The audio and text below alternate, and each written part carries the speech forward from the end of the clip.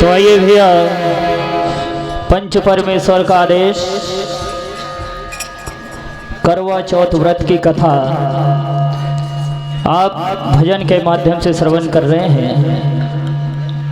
आइए बाल बुद्धि के अनुसार छोटी सी गाथा हम भी भजन के माध्यम से आप लोगों के समक्ष पेश कर रहे हैं। उम्मीद है पसंद करेंगे। बोल राजा रामचंद्र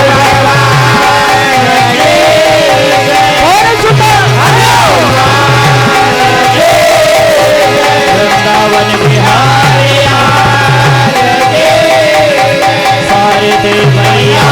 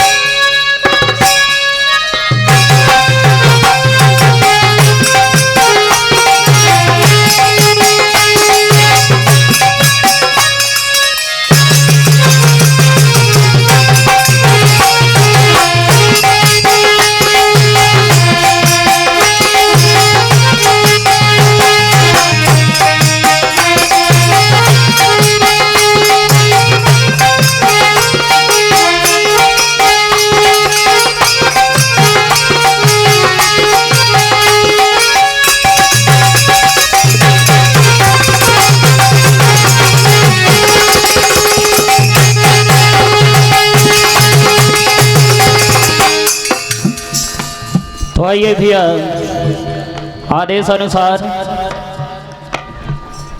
हम आप सभी जानते हैं हमारी हिंदू सनातन संस्कृति के अनुसार हर वर्ष कार्तिक माह के कृष्ण पक्ष में चतुर्थी तिथि के दिन करवा चौथ का पर्व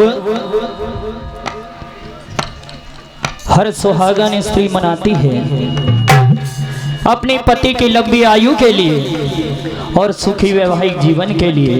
निर्जल व्रत रखकर बाबा भोलेनाथ माता पार्वती की पूजा करती है और चंद्रदेव को अर्घ्य देने के बाद ही व्रत को खोलती है। इतना कठिन व्रत ये हमारे हिंदू सनातन की नारियां ही है जो कर सकती है। इसीलिए कहा है भैया कि नारी की महिमा बड़ी और नारी को तू जान और नारी से नर होते हैं धूल पहला दे समान।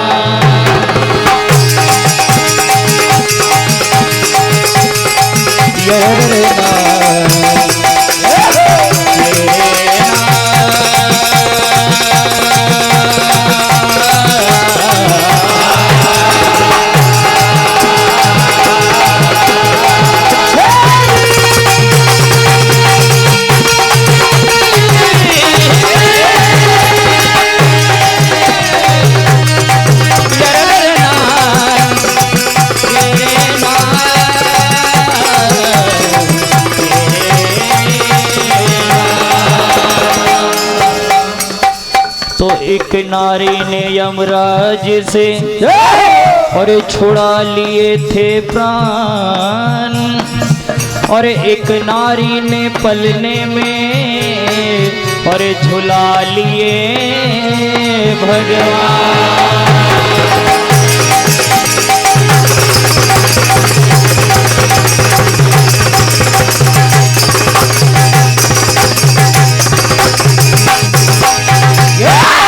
तो आइए भैया, पौराणिक कथा के अनुसार कहते हैं एक साहूकार के 7 लड़के और एक लड़की हुई जिसका नाम वीरावती हुआ।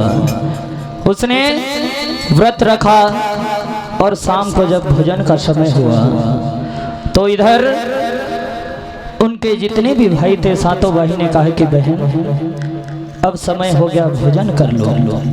तो इधर बहन वीरावती कहने लगी कि नहीं, मैंने मेरे स्वामी मेरे पति देव की लंबी उम्र के लिए व्रत रखा है और जब तक चंद्रमा के दर्शन ना हो जाए मैं ये अपना व्रत नहीं तोड़ सकती। इधर भाइयों का जो अपनी बहन के प्रति बड़ा ही प्रेम था, मन में विचार आया, एक युक्ति सूझी।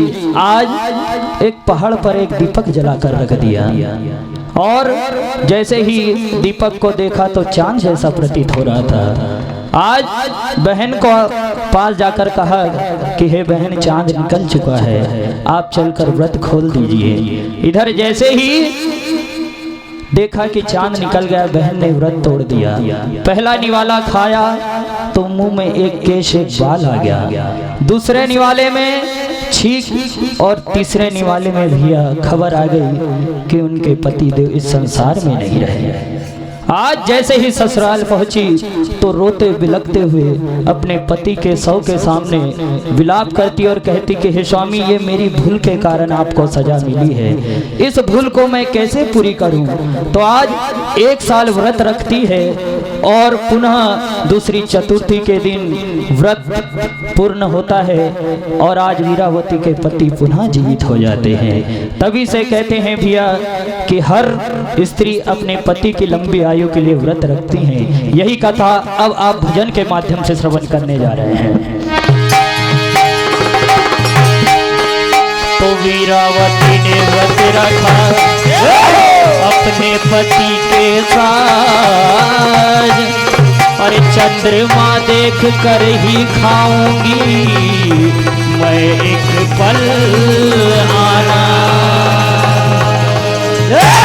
तो आज किस प्रकार से वीरावती कहने लगी अपने भाइयों से, अरे मेरे पिया की लंबी उम्र है और जब तक चांद ना दिखे मैं भोजन नहीं कर सकती। मुझे बताओ चांद कहाँ है। और मेरे पिया की लंबी उम्र है, अरे चांद को देखूं मैं ना। आज बादल की तरफ देख रही है कि कब चांद निकलेगा और अब कब व्रत छोड़ूं। और चांद को देखूं मैं ना जाने किधर है। भैया पसंद आई हो तो तालियां बजा दे। भैया ने कहा था कि बाग में माली का और पता नहीं ससुराल में साली का, और आजकल भैया 4 चक्के की ट्राली का भी बहुत जरूरी है, नहीं तो गन्ना काय में ढोएंगे। और ऐसी समिति बैठी हो उनके लिए ताली का जरूरी है भैया, इसलिए ताली बजाते रहे। 1-2 मिनट तो हम ले ही लेंगे उनसे। और चांद को देखूं मैं ना, चांद को देखूं मैं ना, चांद को देखूं मैं ना जाने किधर है। वीरावती कहने लगी अपने भाइयों से, ये जो व्रत रखा है मैंने, अरे मेरे पिया की लंबी उम्र है, मेरे पिया की लंबी उम्र है। आज चांद को देखूं मैं, चांद को देखूं मैं, चांद को देखूं मैं आए ना नजर है।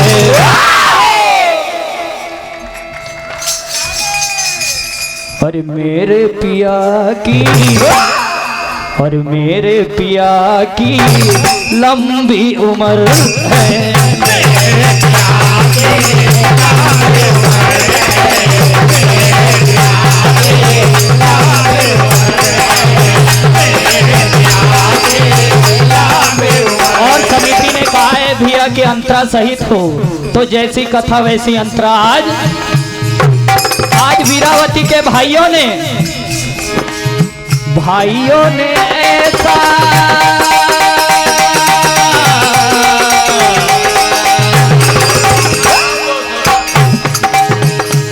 अरे भैया आप तो बड़े बेशरम आदमी लगे यार मुझे यार, ये 3री-4थी बार हो गई। बेशरम मत बनो, कम से कम घापान तो बन जाओ।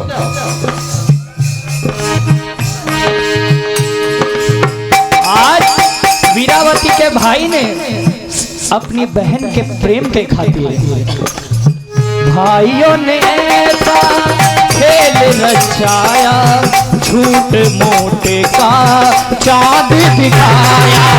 भाइयों ने ऐसा खेल रचाया, झूठ मोटे का चाँद दिखाया। भाइयों ने ऐसा खेल रचाया, झूठ मोटे का चाँद दिखाया। अपनी बहन की स्थिति को देखकर भाइयों ने युक्ति सूझी, एक झूठ मूठ का चाल दिखा दिया। भाइयों ने ऐसा खेल रचाया, झूठ मोटे का चांद दिखाया। भाइयों ने ऐसा खेल रचाया, झूठ मोटे का चांद दिखाया। भाइयों ने ऐसा खेल रचाया, झूठ मोटे का चांद दिखाया। पहला निवाला खाया, पहला निवाला खाया, पहला निवाला खाया, तीज में मिली है। पहला निवाला खाया, दूसरे में छींक और तीजे निवाले में खबर मिल गई कि तुम्हारे पति देव नहीं रहे। आज वीरावती जाती है और कहती कि स्वामी 7 जन्मों का साथ बोला था और एक ही जन्म में छोड़कर जा रहे हो। आज अपने पति के 100 के आगे 1 साल तक व्रत करती है। किस प्रकार से हो 7 जन्मों का अपना मिलन, हो मेरी गलती की यूं ना सजा दो। ये मेरी भूल है कि मैंने मेरे भाइयों की बात पर विश्वास किया और इसकी सजा आपको मिली स्वामी। आज रोते बिलखते हुए और व्रत करती है कैसे हो, आज रोती वो देखो बहने, हो आज रोती वो देखो बहने, हो आज रोती वो देखो बहने। हे विधाता मेरी मांग को फिर से सजा दो। हो 7 जन्मों का अपना मिलन, मेरी गलती की यूं ना सजा दो। 7 जन्मों का अपना मिलन, मेरी गलती की यूं ना सजा दो। 7 जन्मों का अपना मिलन, मेरी गलती को यूं ना सजा दो। बिल्कुल अंतिम लाइन भैया कथा का सार। आज 1 वर्ष का व्रत किया। आज माता पार्वती ने वरदान दिया कि जो भी इस व्रत को करेगा, जो भी व्रत को इस संसार में जो स्त्री करेगी, उसके पति की लंबी आयु होगी। कैसे हो 1 वर्ष का, हो 1 वर्ष का व्रत जो रखा है, माता गौरा का आशीष मिला है। 1 वर्ष का व्रत जो रखा है, माता गौरा का आशीष मिला है। 1 वर्ष का व्रत जो रखा है, माता गौरा का आशीष मिला है। अरे आशीष मिला है। और क्या आशीष मिला? ये हमारे हिंदुस्तान की नारी सब पर भारी। आज देखो तो आज फिर से तो आज फिर से हुआ है मिलन, वो मेरी मांग को फिर से सजा दो। 7 जन्मों का अपना मिलन, मेरी गलती को यूं ना सजा दो। 7 जन्मों का अपना मिलन, मेरी गलती को यूं ना सजा दो। और वो मेरी भारत की नारी है प्यारी, वो मेरी भारत की नारी सब प्यारी, बात जाने ये दुनिया है सारी। है भारत की नारी है न्यारी, बात जाने है दुनिया ये सारी। है भारत की नारी है न्यारी, बात जाने है दुनिया है सारी। हमारे भारत की नारी सब पर भारी, और ये बात सारी सृष्टि जानती है। बिल्कुल भैया कथा का सार। आज एक पति व्रत धर्म के कारण, एक व्रत के कारण उनके पति का पुनः मिलन हुआ। यही कथा का सार है।